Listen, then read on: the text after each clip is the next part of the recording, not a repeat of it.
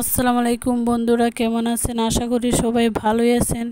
তো আজকে আপনাদের সাথে শেয়ার করব কিভাবে ডিপ ফ্রিজের বিরিয়ানি সংগ্রহ করে রাখবেন। তো ভিডিওটা শেষ পর্যন্ত ধৈর্য সহকারে দেখবেন। তো আমরা ম্যারেজ ডে উপলক্ষে কয়েকজনকে দাওয়াত দিয়েছিলাম। তো সবাই খাওয়া দাওয়া শেষে আবার একটু রয়ে গেছিলো, তো অনেকটাই, একটু না, তো অনেকটা। এইগুলো আমি কি করি বলতে, পাশে ভাবি বললো কি, ভাবি এটা ফ্রিজে রেখে দেন পলিথিনে ভরে কিংবা বক্সে ভরে। তো আমি পলিথিনে ভরে রেখে দিয়েছি। তো উনি বললো কি এরকমভাবে, মানে উনি কীরকমভাবে গরম করলে ঝরঝরা থাকবে সব কিছু আমাকে বলে দিল। তো আমিও এরকমভাবেই রাখলাম। তো আজকে ফ্রিজটা পরিষ্কার করেছি। তো বিরিয়ানিটাও আমি বের করেছি। তো এদিকে কয়েকটা স্বাদ করা ছিল। স্বাদ করা সিলেটের মানুষ এগুলো চিনবে। তো এই সিলেটের জন্য বিখ্যাত, গরুর মাংসের মধ্যে এই স্বাদ করা দিয়ে রান্না করে।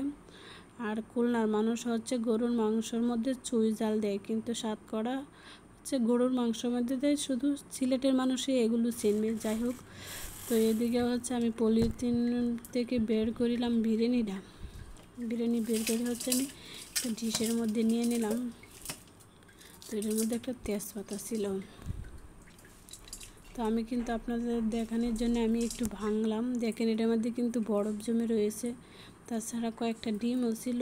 তো ডিম দিয়ে একটা আস্ত ছিল, আর একটু ভেঙে গিয়েছিলো। তো এটাও আমি ফ্রিজে রাখেছি, কিন্তু এটা আমি খাবো না, ফেলে দেবো ডিমগুলো। তো এদিকে আমি এগুলো আস্তে আস্তে ভাঙতেছি। তো এদিকে কিন্তু আমার ভাঙা শেষ। আসলে এগুলো খেলে কিছু হয় না, ভালোই লাগে, কিন্তু আগের মতন এতটা স্বাদ লাগে না আর কি। যখন সাথে সাথে রান্না করে খাবেন অতটুকু স্বাদ লাগে না, কিন্তু ভালোই লাগে, খারাপ লাগে না। তো আমিও জানতাম না, এই পাশে ভাবি বলার পরে আমি এরকমভাবে রাখেছি। তাছাড়া ভাবি এটাও বললো, ফ্রিজে থেকে বের করে অনেকক্ষণ পরে হালকা এটার পানির বরফটা যখন গলবে তখন কিন্তু একটু পানি বের হবে না, ওই বরফটা থেকে ওইটা হালকা চিপে গরম করে, এরকমভাবে গরম করে খেতে হবে। তো আমি হালকা চিপে কড়াইয়ের মধ্যে দিয়ে দিলাম। এদিকে কিন্তু একটা স্টার আছে, আমি আপনাদেরকে ভালোভাবে দেখাচ্ছি। স্টারটা আস্তে দিয়ে দিছিলাম। স্টারটা ভাঙি নেই, ভাঙলে যদি খামুড়া করে, ওই জন্য খাওয়ার সময় ওই জন্য আস্তেই রাখেছি। তো যখনই আপনারা বিরিয়ানি গরম করতে যান, আর প্রথমেই কিন্তু আপনারা একটু চিপে, মানে পানিটা বের করে পরে বিরিয়ানিটা গরম করবেন। কড়াইয়ের মধ্যে তেল দিবেন না, কিন্তু এটার মধ্যে তো এমনি বিরিয়ানির মধ্যে প্রচুর তেল থাকে। ওইদিকে কিন্তু একটা কাঁচামরিচও ছিল, কাঁচামরিচটা আবার ফেলে দিয়েছি। আর ডিম ছিল। তো দেখেন নিচে কিন্তু হালকা কিন্তু লেগে গেছে, ও সমস্যা নেই, কিছু হবে না। তো আমি একবারে ভালোভাবে গরম করে নিলাম।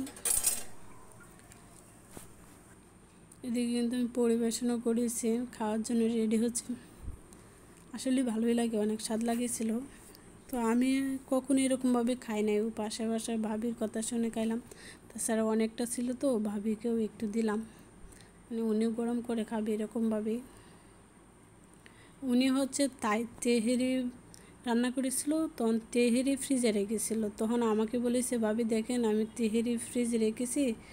আমি বলেছি কি, ভাবি এইভাবে তো আমরা কখনো রাখি না, রাখবেন, রেখে দেখবেন, খেয়ে দেখবেন, যদি ভালো লাগে পরবর্তী থেকে রাখবেন। তাহলে পরবর্তীতে আমি বিরিয়ানি রেখে টেস্ট করে দেখলাম, আসলে ভালোই লাগে, খারাপ লাগে না। তাছাড়া এটা কিন্তু ফালানো যেত, আমি যদি ওই মুহূর্তে ভাবি যদি না বলতো আমি তো ফেলেই দিতাম। ভাবলাম এতটা আমি কী করব। আর নর্মালে রাখলে আর কতদিন গেল, আর তাছাড়া এটা কিন্তু খাওয়া যেল না নর্মালে রেখে বেশি দিন। এদিকে আমার মেয়েকেও একটু খাওয়াই দিচ্ছি, কিন্তু প্রথমবারই একটু নিয়েছিল, দ্বিতীয়বার আর নেয় নাই। তো আমি খেয়ে নিয়েছি সবটা।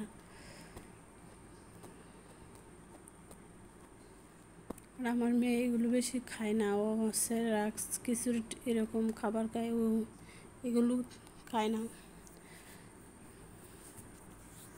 যাই হোক, তো ভিডিওটা কেমন হয়েছে কমেন্টে জানাবেন। আর আপনারাও এরকমভাবে যদি ভাতের বিষয়টাও আমি বেশি জানি না, কিন্তু ভাতের কেউ আপনারা একদিন টেস্ট করে দেখতে পারবেন আসলে ভালো থাকে কিনা। কিন্তু বিরিয়ানি যেহেতু ভালোই রয়েছে, ভাতও অবশ্যই থাকবে ভালো।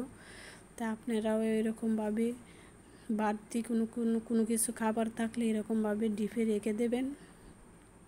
আর এটা আমি রেখেছি কিন্তু 2-3 মাস হয়ে গেছে। সবাই ভালো থাকবেন, সুস্থ থাকবেন। আসসালামু আলাইকুম।